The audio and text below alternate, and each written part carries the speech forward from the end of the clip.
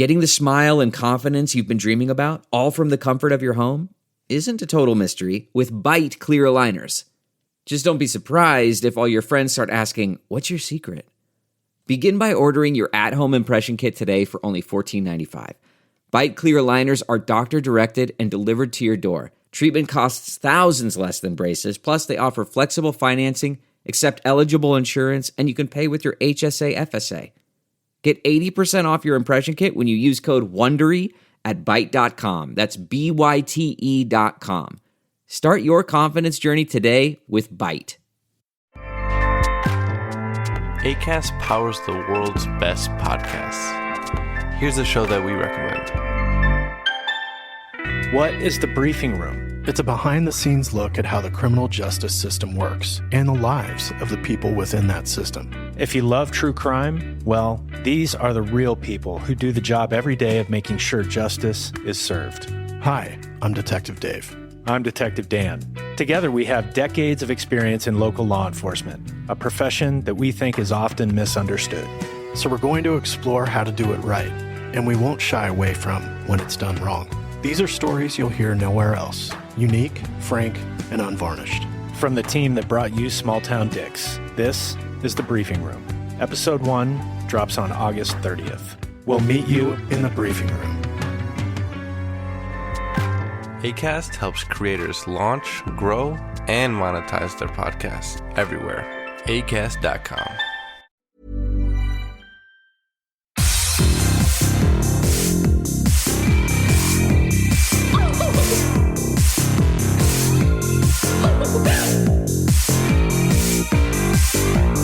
Somebody please think of the children!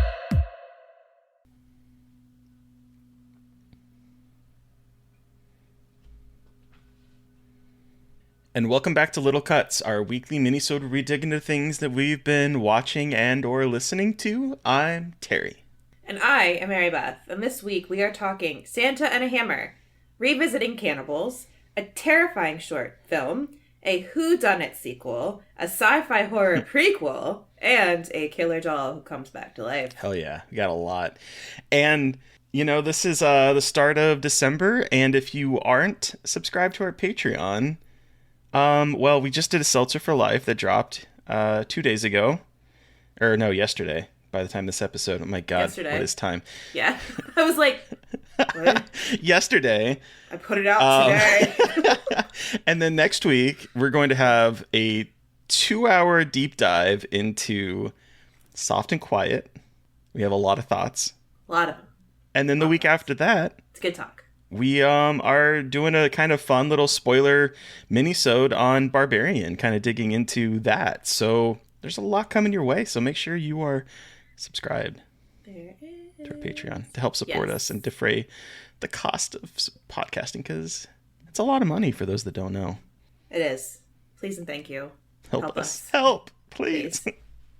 Help. Help. Let's get into the Christmas spirit, though, Mary Beth. Let's talk about Santa and a Hammer. Ho, ho, ho. So, I saw Violent Night, the new film where David Harbour plays Daddy Santa Claus, and he kicks ass.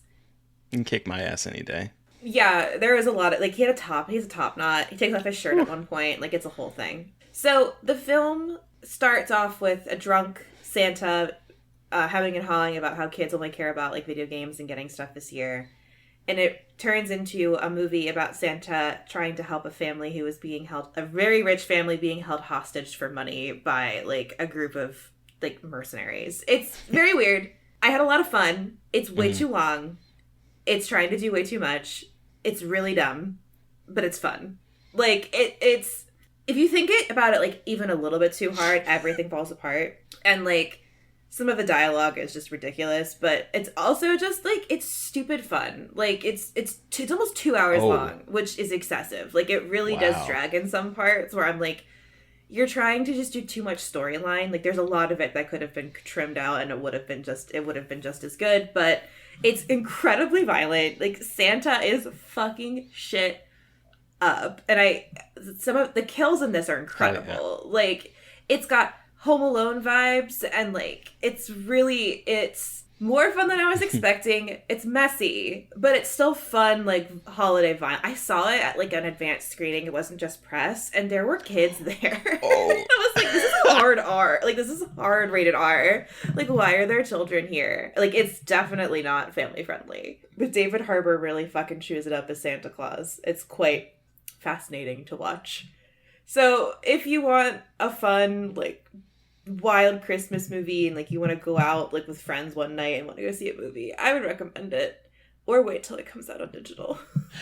That's Violent Night. It was fun. Steve came with me for his first like press screening, and I was like, wow, what an interesting movie for you to come to for his press screening. I'm hoping to see it this weekend. I know we're going to see there's a Gremlins movie party at the Alamo that we're going to see Saturday night. So I think we're going to try to see it Sunday. I'm really excited. I think it looks fun. I'm a little skeptical about that 2-hour rating. I mean, it doesn't need to be much. It's Santa killing people. Like, no, I think they do try to overcomplicate it a little bit, and I think you can, if you feel it, especially like in the middle part, because it's like there's building up to something with Santa, and it's not like a twist or anything, but it's like they drag their feet to get to like the real badassery of the movie. It just takes too long.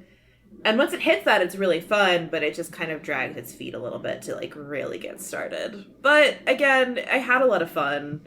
I didn't feel the length too much, just like kind of towards like beginning, middle. It was like, okay, like let's go. Yeah, see, I love holiday horror because I'm not really a fan of Christmas. I'm gonna be perfectly honest. It's not something that I love as much as other people do. So like, I want to watch, if I'm gonna get in the holiday spirit, I want to watch something like Krampus or something like this, or something like Joe Bagos' movie that's coming out next week. Like I want to see that kind of. If I'm gonna see a holiday movie, this is what I want to see. So I'm excited that we have a little bit more holiday horror.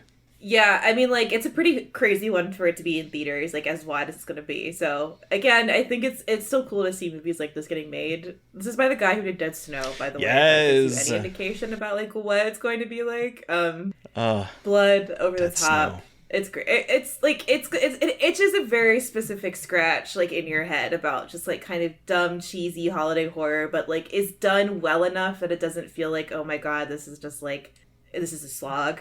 So... Tis the season, motherfuckers. Tis the season, motherfuckers. Tis the season. But so now we're gonna revisit some. We sure are. So over Thanksgiving I got to see Bones and All. Incredible Thanksgiving movie, 10 out of 10. Love that the cannibal movie came out on Thanksgiving weekend. Absolutely incredible marketing. Yeah, and I mean, you covered it. Everything that I would say about this film, for the most part, I think you covered. There's a couple things I definitely wanted, so I'm not going to dig too much into it. This movie is Scarred for Life approved. I absolutely loved it. I think Luca is a fantastic director. The warmth that he brings to filmmaking is just... It just fills my heart. It's too goddamn much. It just fills my heart. Like, everything that he touches, just whether he's trying to induce horror or induce longing or melancholy, he just is able to, I don't know, imbue such an empathetic warmth into his movies that it makes me wistful, it makes me melancholic, and he can somehow make a movie in which people are biting nipples off of people and eating them before they're like. Here's the thing, I think this movie kind of pulls more from the zombie genre than anything else, because like, yeah, interesting. I've seen people call it a vampire movie. I could see that too. Well, it was. Oh, speaking of which, so it was interesting because when I saw this at the Alamo, 30 minutes before the Alamo, they play a bunch of weird ass videos, right? And they typically have some kind of connection to the movie, and some of them I was like, as I was watching this, I'm like, I don't know where this is going. But they played Near Dark, which I can get because it's like vampires living on the fringe of society. I get that connection. They played a Lucky Charms commercial, which until I watched the movie is like, why are we watching a Lucky Charms commercial? They played a music video from Kiss before Kiss had the makeup on, and I was like, why are we seeing this? And then it made sense in the movie. Like, so there's all that kind of stuff, but I can see that vampirism. We're creating new words here on Scarred for Life. That vampirism angle to it. But the two things that I wanted to talk about was, I have never been more attracted to Timothée Chalamet than I was in this movie. With his mullet and his ginormous jeans. With He's the such a holes tiny that are little like... man. He's so Just a tiny. I could just he's break him so with my small. finger. He just go... But there's something so... I don't know. Get you someone that looks at you the way that Timothy looks at his co-stars. Like... Ugh, it's too much for my loins. And someone had shared John Waters' top movies of 2022, and this one was on there, and his write-up of it just like cracks me up. He says, "Is there such a thing as a butch twink?" Which, yes, John, there is. It's called a twunk. But okay, we're gonna move on. Twink. He says, yes, there is, and Timothée Chalamet goes all Larry Clark on us here, a soft-trade hetero cannibal who kills an evil closeted gay trick so he and his flesh-eating girlfriend can feed. Is that gay bashing or cannibally correct love? Just asking. Yep. But the other thing that I really wanted to talk about, and just very briefly, is the score, which is by Nine Inch Nails, Trent Reznor, and Atticus Ross. You know, love them. And I think that this score is so unlike them. It definitely... I didn't realize it was them until like after. I was like, that's nothing. I'm supposed to think like a little heavier, more kind of industrial sound. So it was really, yeah. And you could see some of that. Like the one thing that I really liked about this score is the way that it builds tension. There are some scenes in here that are truly like really terrifying, particularly scenes with Mark Rylance's Sully. When she first meets him in the beginning and she's in this house and you're like, this is full of danger, he is weird, and the music in there just it really accentuates that tension so incredibly well.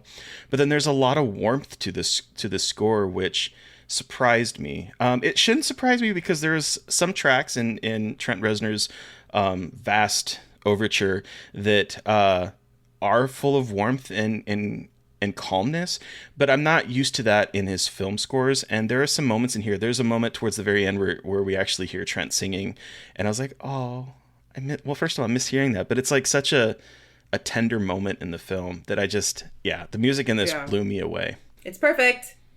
It is ruined my entire top 10 list. Really fucked me up. Oh my god, I know. I need to think about both our top 10 for Scarred for Life and then also for something else that we might be doing. Oh yeah. Oh god. More on that later. So what is this terrifying short film? Okay. So if you are on film Twitter / horror film Twitter, you've seen a lot of people talking about Skinamarink and drama about Skinamarink. Please stop circulating pirated links of it before it comes out, y'all. I understand that sometimes piracy is a way that people can access things that they don't have access to, but this is not even out yet.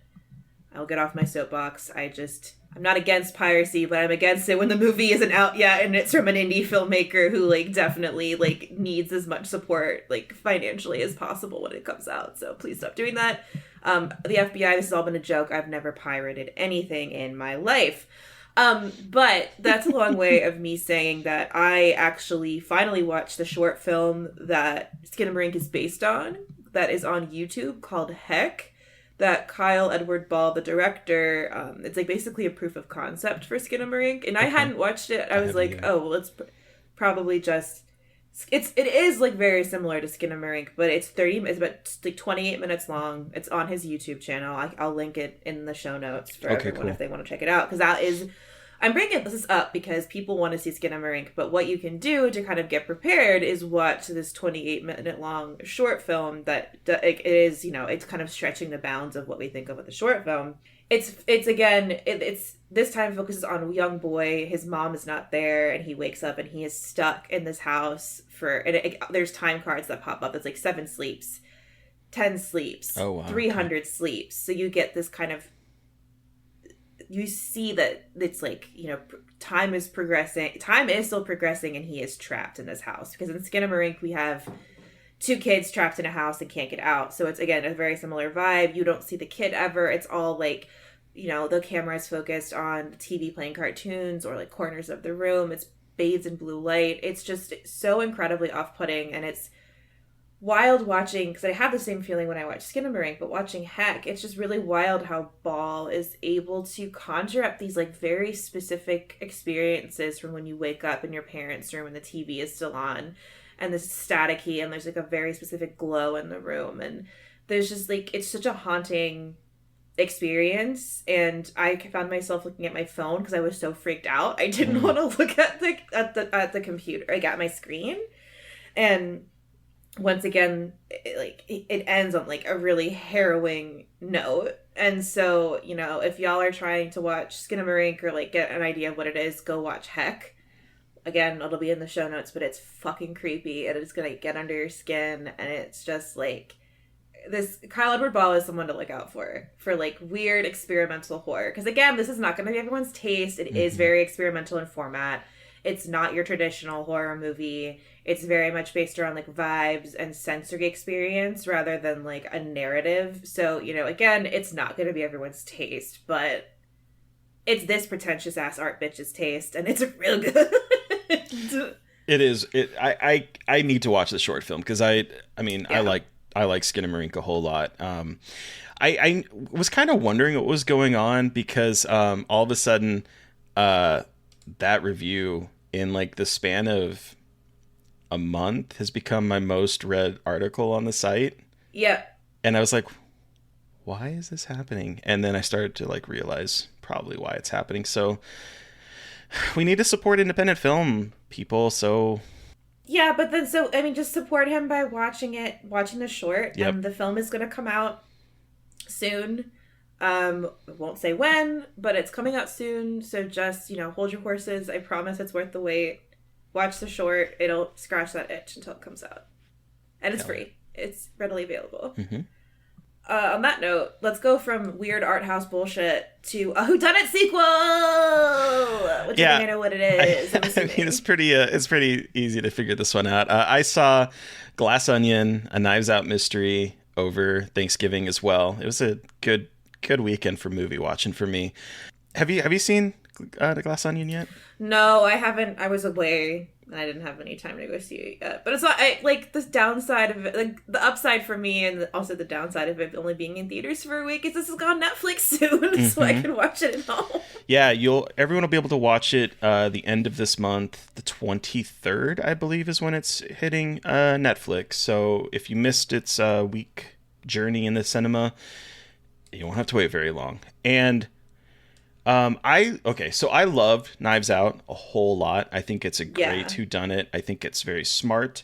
I think the mystery is really well done to the point that like sometimes I find myself trying to outsmart the movie and figure things out. That happens a lot with whodunits. And that movie kept constantly surprising me, and I allowed myself to be taken by it.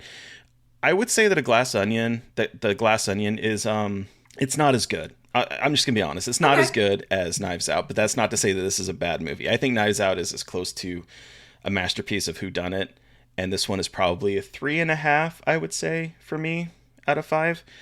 It's a lot of fun, and the idea is that there's this...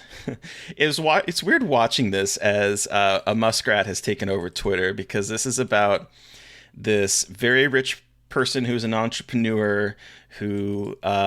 fashions himself as sort of a tech person that is trying to change the world. And he has invited a bunch of his friends out to his secluded island mansion that he does every year. They go do something wild. And this year he sends this puzzle box that everyone has to solve. And there's this really funny scene in the beginning where his friends... and Kate Hudson is in this, and she is absolutely fantastic. But Kate Hudson is playing this character named Birdie J, who is like kind of like this big star. And then we have Dave Bautista playing Duke, who is kind of a men's right activist type character who like has like a Twitch channel that's blown up. Catherine Hahn plays this other character, and Mommy. Yes. Mommy? And then Janelle Monáe plays this person who was a partner with Miles Braun, who's played by Edward Norton, who was pushed out, and all of them are invited, and they are like trying to solve this puzzle box. And as we see the Birdie, Duke, and Claire trying to solve it, we also get to see Janelle Monáe's character basically take a hammer to the box and just like smash the shit out of the box instead of solving the puzzle. And then for some reason, Benoit Blanc, played by Daniel Craig, gets a box, and he's like, I don't know why I'm here. He shows up at the island. Turns out Miles doesn't really know why he's there because he didn't send him a box. And so they're all on this island for a murder mystery party, and then things get real. And then Benoit Blanc has to solve what is really going on. And it has a weird pacing to it. It's 2 hours and 20 minutes long. Okay. And it feels that because we kind of get the story and then we sort of get a revisit of certain parts of the story. I'm trying not to spoil anything. And so it has a weird pacing issue that I would say. And I figured out almost immediately who the perpetrator was, unlike the first movie in which I was like constantly trying to reassess what was happening.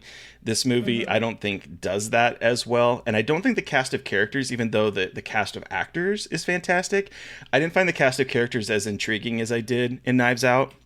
Okay. I think Knives Out has like a perfect cast of interesting characters that you love or love to hate. And I don't feel like we get to know most of these characters very much. They're very much a cipher or like a character, like men's right activist, a movie star. Like these are the kinds of things that we're getting. And so I don't feel like they're as interesting as the characters, and we don't get that kind of one-on-one interrogation or anything. So I don't feel like we really get to know these characters as much as we did the family at Knives Out. So it sounds like I'm being negative. This movie is really fun. I had a blast watching it. I laughed so much. I think it's smart in what it does. It kind of surprises a little bit in some of the complications that arise. It's just, I think Knives Out is just almost a perfect movie. So Yeah. But it's good. Okay. I can't wait for people to see it. I'm excited to see it. It's just like fun. It's like a fun, I feel like it's a good time for that kind of movie to come out. Holiday whodunit kind of scenario. I mean, Daniel Craig never gets to be funny like he does in these movies. Oh, it's he's so cool to funny get in to see him, this. like, be funny and like not just like a very strict looking British man, but he gets to like chew scenery, and it's really cool to watch him get to be in movies like that. It's a joy. He's a funny guy. He's is good at comedy. He really is. And I wasn't sure how I was going to feel because I felt like they were centering Benoit Blanc a little bit more in this one than they did in the first one, and they do. Okay. And I was like, I'm not sure how that dynamic's going to play out because sometimes you get a little too much of something. But he is one of the best parts of this movie. Him and Janelle Monáe are two of my favorite parts of this, followed very closely by Kate Hudson. And then there's some really fun cameos that I'm not going to spoil. That just like it's good. So it's a lot of fun. I think everyone will really enjoy it. It'll be a good movie to watch while you might be stuck home with family members over Christmas. So yeah. And then also you're talking a sci-fi horror prequel? Yes. I don't actually think I know what this is. This is a last minute addition because I didn't know this was a thing until today, and then I found myself listening to all 6 episodes. It is a podcast, a limited podcast series called the Callisto Protocol HELIX Station. And it is a prequel to the video game, which is being released as of this episode drop. And it is a podcast audio series starring Gwendolyn Christie, Michael Ironside, Kevin Durand, who is not as well known, but we will know him as the murderer in Tragedy Girls. Right? Mm-hmm. Yeah. And it serves as a prequel story to the video game that is out now. All 6 episodes are out. It follows these two, they call them skip tracers, which I guess is like the futuristic version of a bounty hunter, played by Percy, played by Gwendolyn Christie, and Kane, played by Michael Ironside, who it opens up in the middle of them trying to capture one of their bounties, who is like this deranged person that has been capturing people and basically giving them lobotomies and then forcing them to eat each other. Like that is the opening sequence of this story, and it's audio, so all we hear is like, recommend wearing headphones with this one because the audio is in, they say 3-dimensional, but I could tell like it felt like it was around me. It really immerses me in it because there's a lot of sound effects. It's not just like an audiobook. There's a lot of gnarly sounds. There's a lot of like pew pew pewing and all that kind of stuff. A lot of what? I'm sorry. Pew What? pewing. Pew pew pew.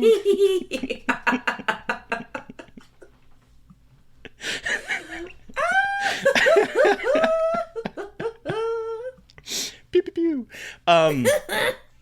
And after this case, they're like, you start to realize that Percy, Gwendolyn's character Percy, is very traumatized by something. She keeps tapping kind of this painkiller into her spine, and it's dampening her memories, which sort of come through in an almost like an oral nightmare of hallucinations that we hear it sometimes.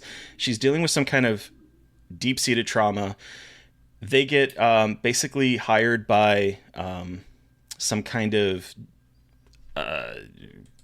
police thing to like go back to this station called the Helix station, which turns out they're hiring her because Percy, whatever her trauma was, took place on the Helix station, which is now this dead zone of a place where it's nuclear radiated. No one has been there for 20 years.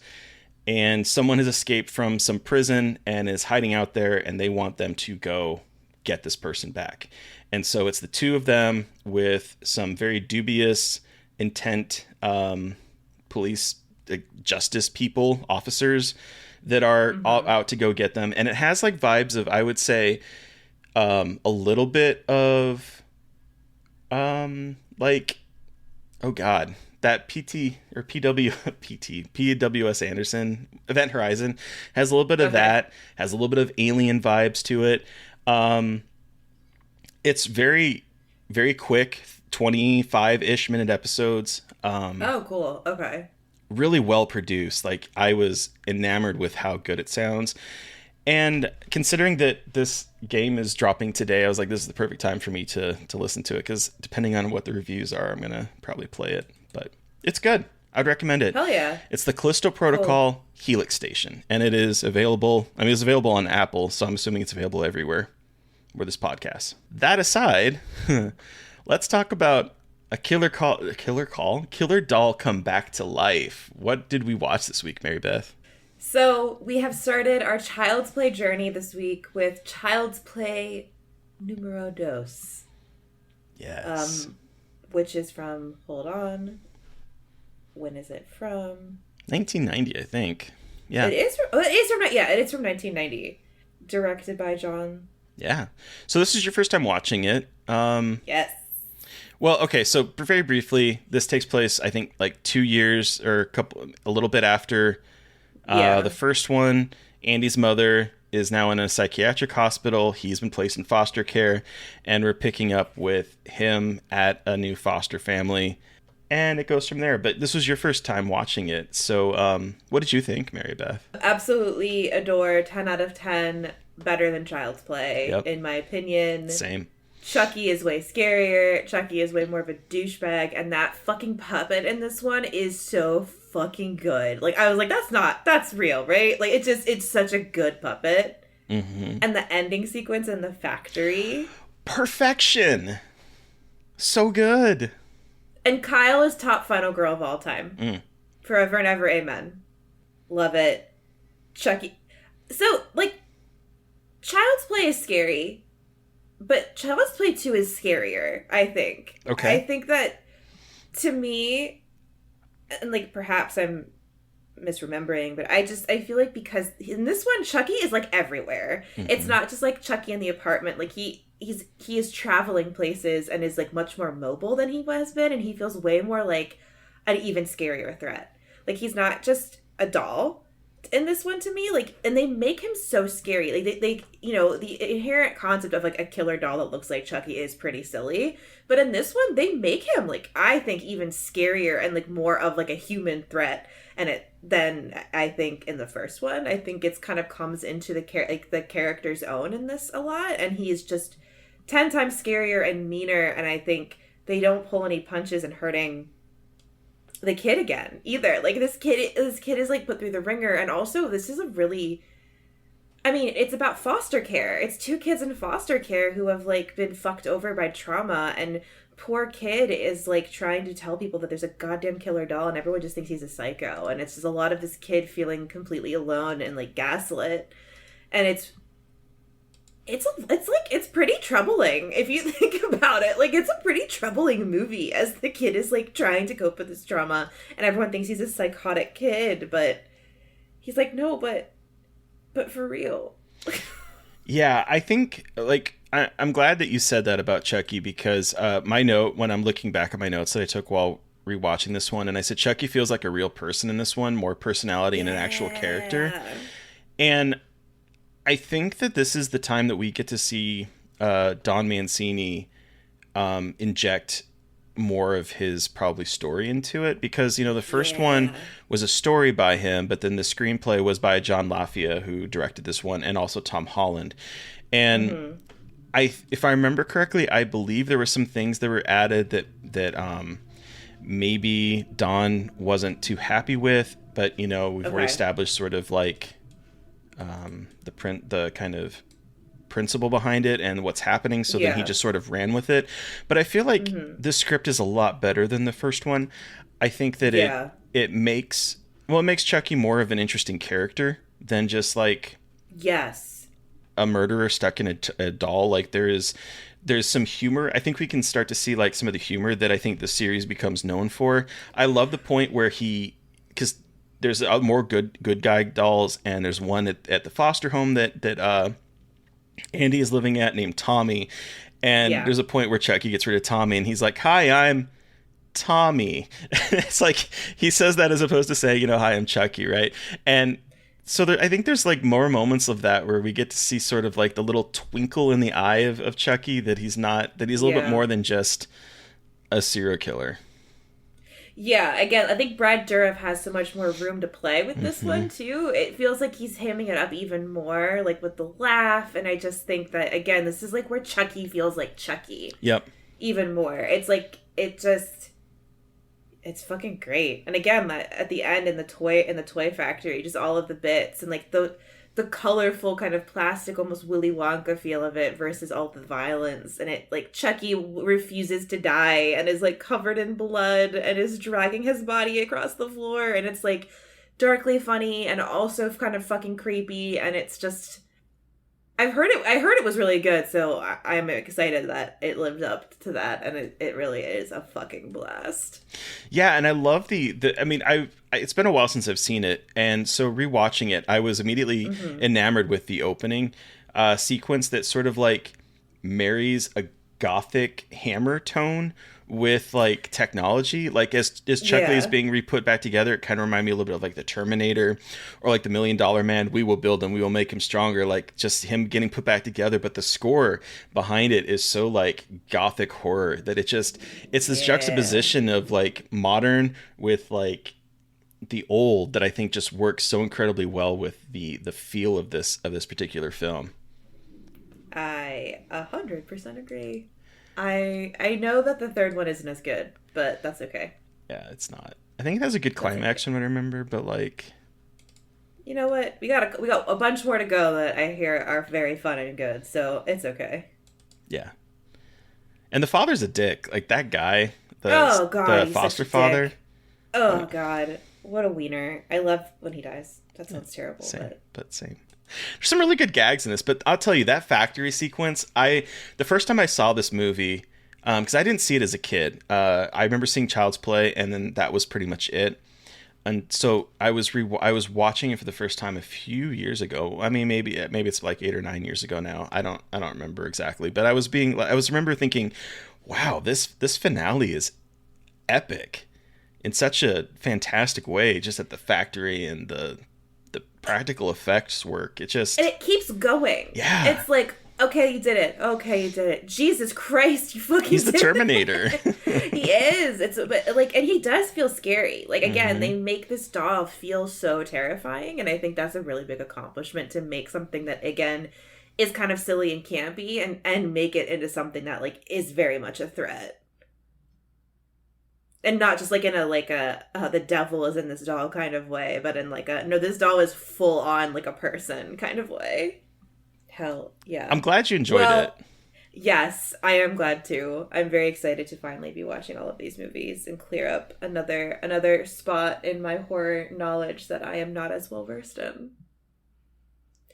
So that means that next week we are continuing our way through the franchise of Child's Play 3, which will be very interesting to watch and discuss versus this one that I had so much fun in. And Alex Vincent is the cutest little boy. I love him so much with his turkey carver, the little man, and his best sweater. He's had the best sweaters. I want to design sweaters off of what he was wearing. They were so cute. Anyway, so Child's Play 3 is next week, and then on Monday, Terry, who are we chatting with?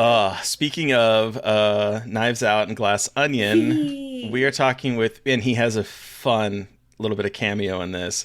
We are talking with Noah Segan, who is an actor who's been in, I think, every single Rian Johnson movie that has come out. I think he's been every single one. Every single one? I believe so. And he continues it with Glass Onion, but he also, the reason why we were talking with him is because he had his debut feature film, his feature film debut? Words are hard, y'all. As a writer and director called Blood Relatives, which is out on Shudder as we speak. It's a lot of fun. And he wrote, directed, and stars in it. And so we talk about that, and we also talk about Stand By Me, won't you stand by me. The Stephen King classic. Oh yeah. It's a classic. It's so good. We talk a lot about sadness and growing up and realizing what it's like to be a grown-up. It's really good. Yeah. So get ready for that. But listeners, you have heard from us. We want to hear from you. Did you watch or listen to anything that we talked about this week and have thoughts? Do you have suggestions for movies we should be talking about? Send us an email at scarredforlifepodcast@gmail.com, or you can reach out to us directly on Twitter. I am at MBMcAndrews. And I'm at Gaily Dreadful. And of course, don't forget to follow the podcast on Twitter at Scarred Podcast. Please don't forget to review, rate, subscribe, and join us on our Patreon. As we said at the top of the show, we have a lot of content coming your way this month, so come join us. Come join us. We're funny. And then you can watch the video versions of these, where we make funny faces. Pew, pew, pew. Anyway, thank you to Eric Power for our artwork. Thank you to Sean Keller for our music. Thank you, everyone, for listening. Please stay safe out there, but most importantly, stay creepy. And until next time. Oh, won't somebody please think of the children!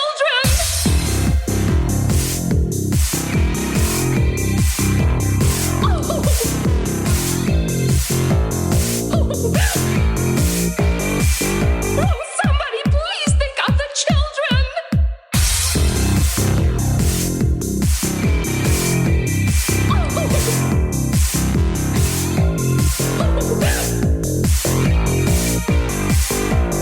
Somebody please think of the children!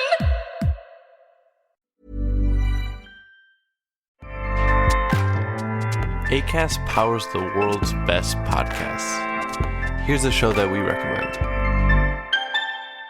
What is The Briefing Room? It's a behind-the-scenes look at how the criminal justice system works and the lives of the people within that system. If you love true crime, well, these are the real people who do the job every day of making sure justice is served. Hi, I'm Detective Dave.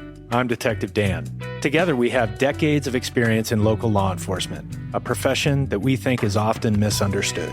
So we're going to explore how to do it right, and we won't shy away from when it's done wrong. These are stories you'll hear nowhere else. Unique, frank, and unvarnished. From the team that brought you Small Town Dicks, this is The Briefing Room.